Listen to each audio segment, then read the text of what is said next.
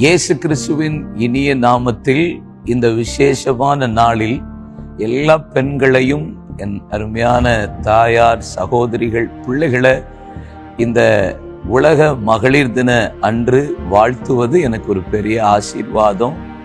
ஆண்டவர் உங்களை சிருஷ்டித்ததற்கு ஒரு பெரிய நோக்கம், தேவ திட்டத்தை தேவன் வைத்திருக்கிறார்.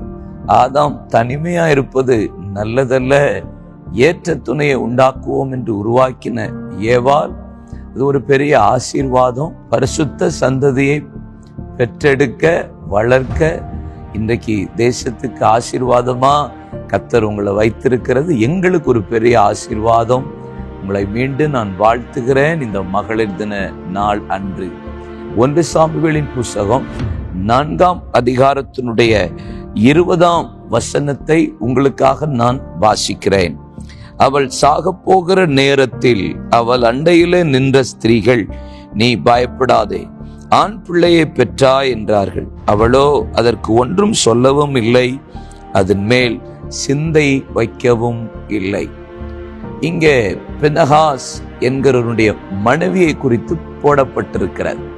அவருடைய பெயர் இங்கே சொல்லப்படவில்லை, ஆனால் அவருடைய சுபாவம் ஆச்சரியத்தை கொடுக்கிறது. இஸ்ரவேலில வசனம் பிரத்யட்சமாய் வெளிப்படாத காலத்தில் கர்த்தர் ஏலிய பிரதான ஆசாரியராய் கர்த்தர் வைத்திருக்கிறார். ஏலி கண் மங்களாய் முதிர்ந்த வயதுல இருக்கிறான்.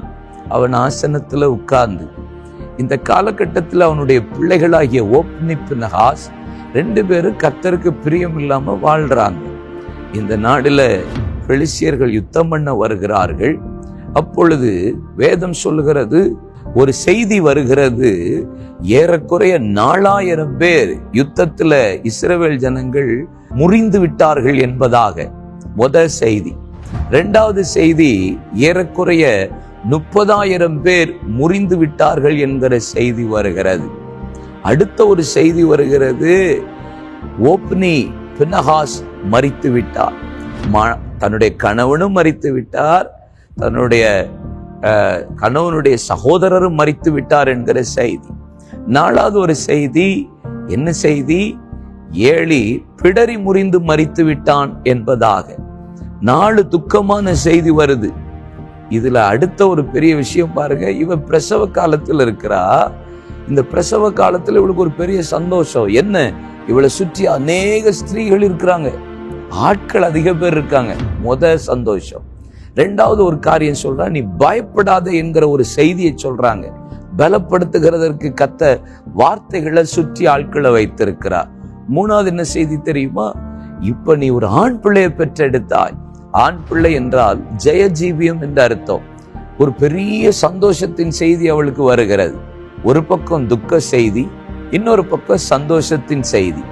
இதுல ஒரு செய்தி அவளை அசைக்கிறது. என்ன தெரியுமா? துக்க செய்தியும் அவளை அசைக்கல, சந்தோஷமான செய்தியும் அவளை அசைக்கல. ஒரு செய்தி, கர்த்தருடைய பெட்டி பிடிக்கப்பட்டு பெலிஸ்தியரின் பாளையத்துக்கு கொண்டு போகப்பட்டது என்பதாக. அப்பொழுதுதான் அவ சொல்றா, இஸ்ரவேலை விட்டு மகிமை விலகிட்டு இக்கபோத் என்று பெயரிட்டார். ஒரு பெண்ணுடைய சிந்தனை எப்படி இருக்கு பாருங்க.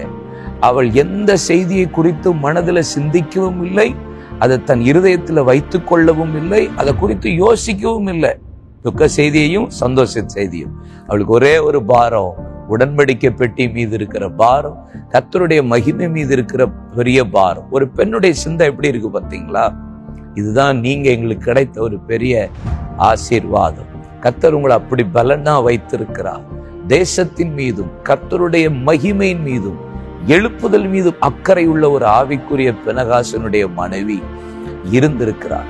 உங்களையும் கர்த்தர் அதுக்குத்தான் அழைச்சிருக்கிறார். எந்த செய்தியும் உங்களை அசைக்க கூடாது.